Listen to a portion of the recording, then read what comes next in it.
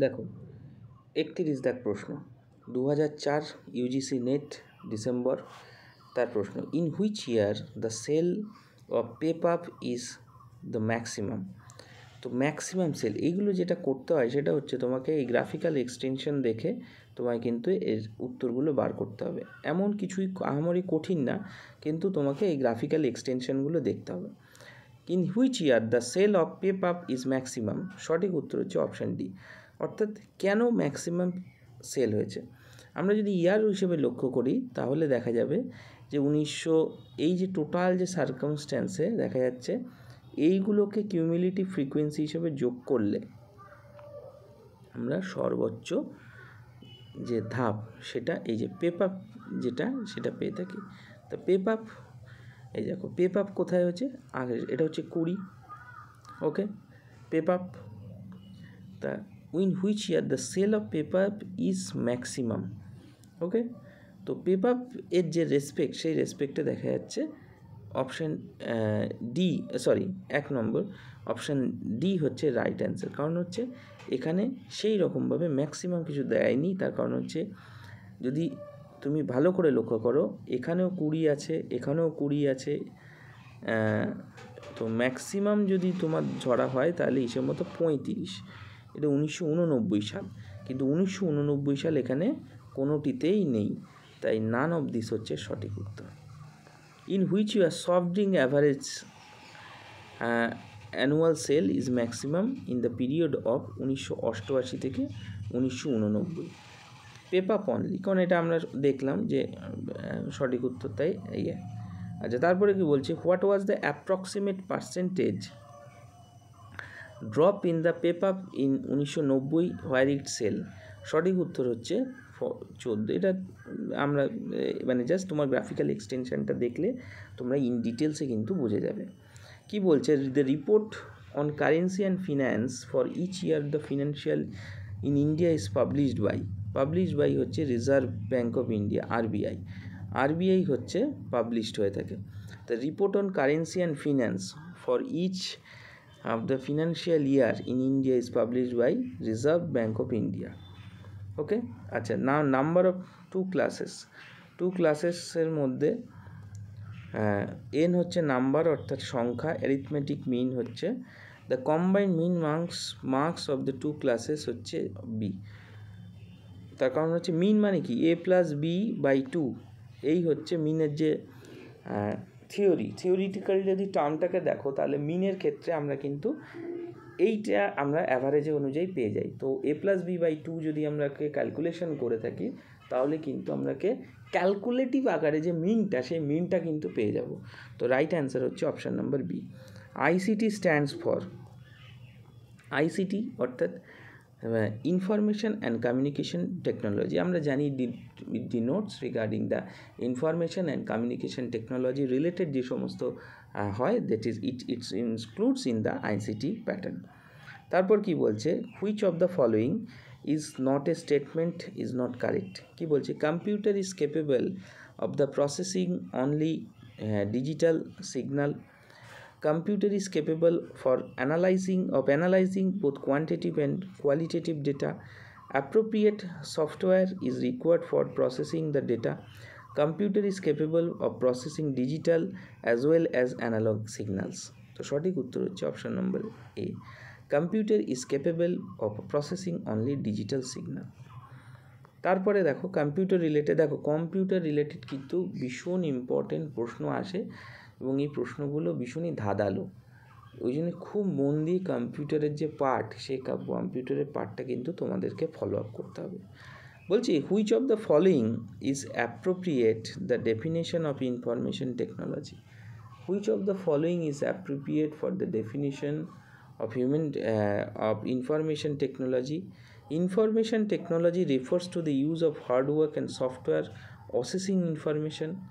এটা কি সফটওয়্যার বা হার্ডওয়্যারের যে ইনফরমেশনের যে প্রসেসিং সেটা।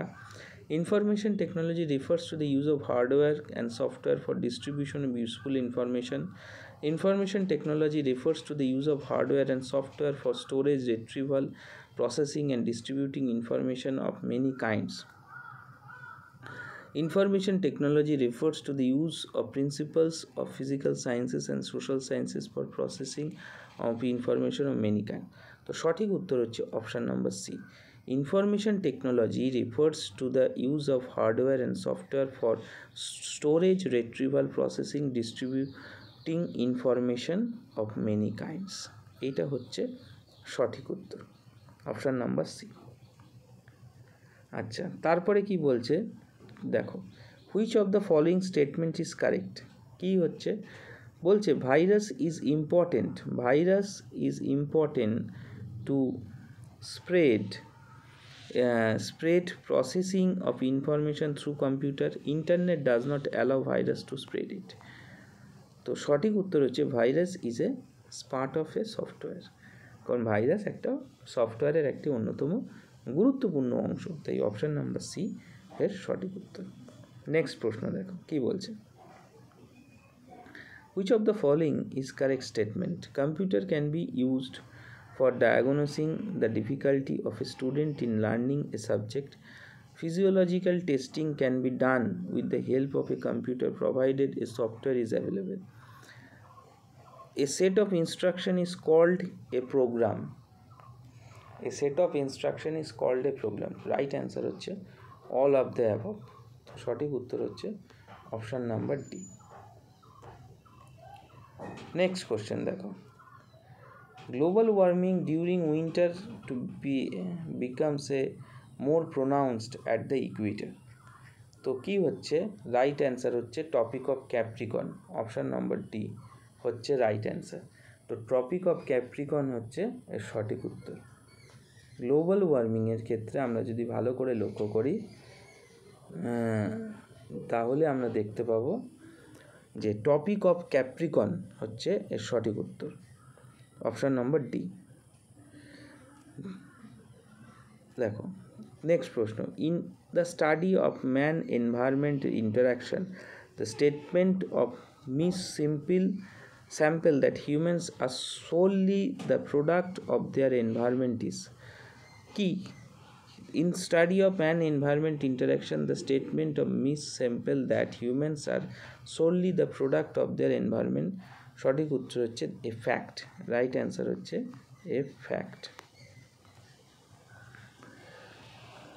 In analyzing of man environment relationship pragmatic possibilism implies that কি বলছে, pragmatic possibilism implies that there is no limit for man to exploit resources of earth. There are any limited possibilities to explore earth's resources.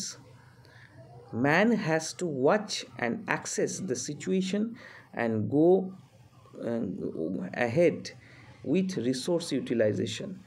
The man has to keep in mind only his basic needs while planning to harness the potential of resourceful earth. Right answer হচ্ছে সঠিক উত্তর হচ্ছে option number C, the man has to watch and access the situation and go ahead with resource utilization. আচ্ছা next প্রশ্ন দেখো,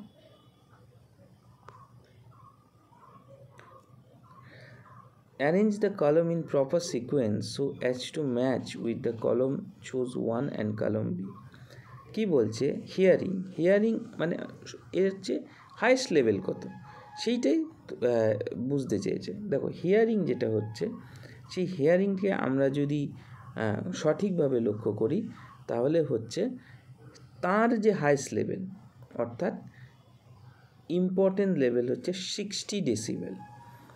60 decibel হচ্ছে হিয়ারিংয়ের ক্ষেত্রে এর হাইস্ট লেভেল। ঠিক তেমনিভাবে ইন্টারফেস উইথ স্লিপ, আমরা যখন ঘুমাতে যাই নর্মাল টক অর্থাৎ নর্মাল টকের ক্ষেত্রে আমাদের প্রয়োজন 30 ডেসিবেল। এইভাবে তোমাদের করতে হবে। আচ্ছা তারপরে প্রশ্ন দেখো, the maximum loss of forest land is cost in India. কী হয়, river valley projects, industries, transportation, agriculture. River valley projects. Right answer হচ্ছে অপশন নাম্বার এ সঠিক উত্তর। নেক্সট প্রশ্ন দেখো, UGC most important question, UGC which of the following in which year the University Grant Commission established? We all know that UGC established in 1953. Clear? Next, তারপরে দেখো কি বলছে।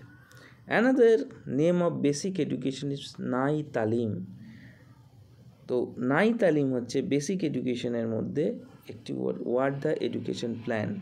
তো রাইট অ্যান্সার হচ্ছে অপশন সি। তারপরে দেখো, the idea of democratic decentralisation in India popularised by. Democratic decentralisation, we are all know that it is in by the committee of B.R. Mehta committee in 1957. We are all know that. Next question দেখো কি বলছে। In India, political party is recognized as a national or regional party by the key Election Commission of India. It is, we are all know about the what is Election Commission of India, and political party is recognized as national or regional party by if a political party wins in many states. Almost most probably states, though this is are called, you can say that the national party, or a particular regional based party is called as regional party, where a political party only leads the states, so that is a regional party. Okay. In which India কি বলছে দেখো, the which of the following factors are responsible for the increase of role of government in developing countries? তো economic planning and rising expectation of people, that is very important.